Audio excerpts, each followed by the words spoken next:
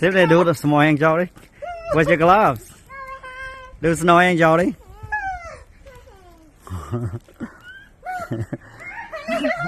Oh, that's nice.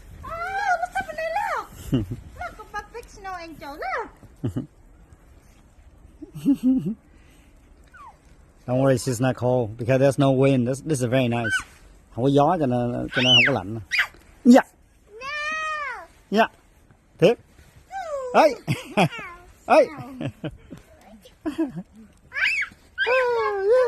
Look, there's snow. Maybe have. Mommy don't have men. Look.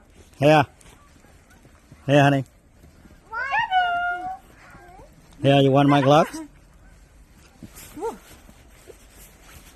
Here. Oh no!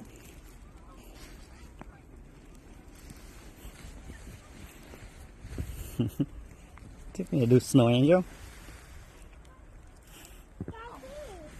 Bà đấy. Yeah, hat.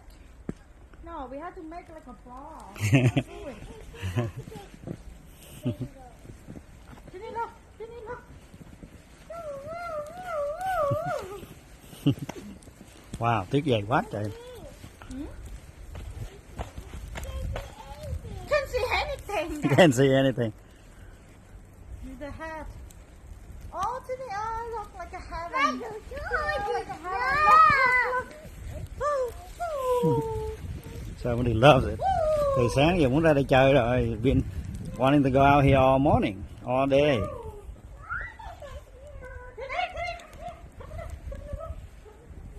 Stay here. Stay here. Oh, Stay here. Stay here. Okay. okay. Okay, Tinny. Tinny, walk here. More. 2, 3. 1. One, two, three.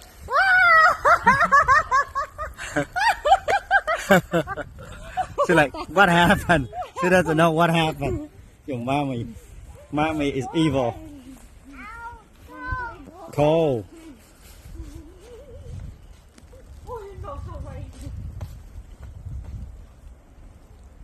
Okay, is that enough yet? Mommy, have it. Mommy, have it. Mommy, have it. Help me. Mommy, help me. Go inside here. No. No, Goodness, no. It's not that cold. that isn't that cold. Give them